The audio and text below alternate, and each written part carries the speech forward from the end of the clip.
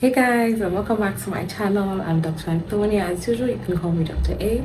So if you're following me on Instagram, I posted a reel talking about five causes of penile discharge. And this video is basically a follow-up to that, talking about elaborating more on what they are and causes and treatments and all that good stuff. So stick with me and let's begin. The first thing we're going to be talking about is something called pre-ejaculation or pre-cum, as it's commonly known as. So what this is basically a fluid that comes out of the corpus gland of a male when he is aroused. This is completely normal and it's usually used as lubrication and also body's way of cleaning out the urethra, because sperm and urine come out of the same place for males. So basically it's like the body's way of cleaning out the urethra before intercourse. Bear in mind that pre-cum can have some sperm in it, some sperm cells in it. So those of you that use pull and pray as your method of contraception, you are trying your fate and good luck to you. Second thing I want to be talking about is a UTI, which is a urinary tract infection. This is not very common in men under 50 because the urethra of men is longer than that of women, and that's why women get UTIs more commonly than men. So what are the causes of UTI in a man? Something went wrong with my video in this part, so I'm just going to list out some causes of UTI in men and we can continue with the video. Thank you. Those are usually the reasons why you would have a UTI. So maintain a clean hygiene, okay guys? And bear in mind that a UTI is not an STD. I know a lot of people confuse UTI with STD, but these are two different things, which brings me to the third one, an STD. So what's an STD? A sexually transmitted disease, or an STI, sexually transmitted infection. Well, these are infections or diseases caused by engaging in intercourse, mostly unprotected intercourse, with somebody infected with these diseases. So they could be gonorrhea, chlamydia, syphilis, and the likes of them. This usually causes not just discharge, but most of the times you'll see a sore. So you have to be very observant. You have to be careful with your partner. You have to be very cautious. Okay, don't go around sleeping with every Tom, Dick, and Harry that you see.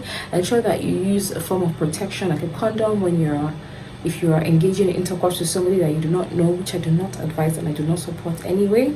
But just in case, ensure that you are protecting yourself properly. And if you see any of this discharge or any sores, or you're experiencing pain and discomfort, don't ignore it and say it will go on its own, because it can lead to something more serious. For example, something called prostatitis, which is basically an inflammation of the prostate.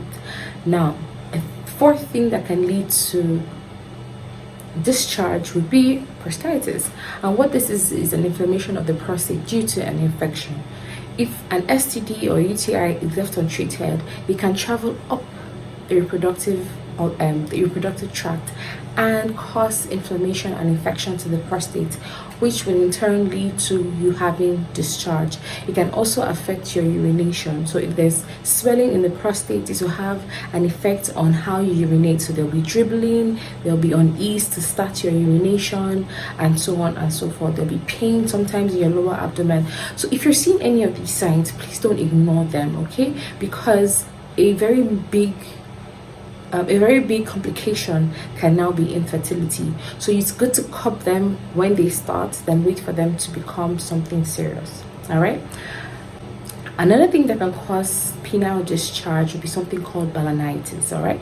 So what Balanitis is an inflammation of the head of the penis. This is usually caused by friction or a fungi infection. So yes, men do also get fungi infections. All right.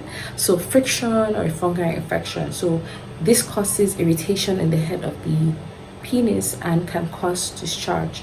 It can also be caused if you change your soap, or you're using harmful chemicals, or you change your detergent, or any of those kind of things can cause irritation and basically cause inflammation of the head of the penis, and in turn cause it to have a discharge. Like I said, be very observant with your body. Your body always has a way of telling you that something is either going on or something is wrong with it. So be very observant. Don't ignore the signs when you see them. Make sure you seek help, and don't self-medicate, because sometimes it may be a viral infection or a fungal infection and you're busy treating it with antibiotics. You're only going to make matters worse. So very importantly, make sure you're not self-medicating. You're seeing a physician, talking to somebody, talking to the right person about your symptoms, and seeking the help that you need as early as possible.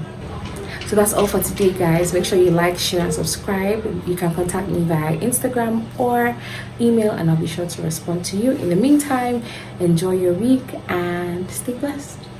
Bye.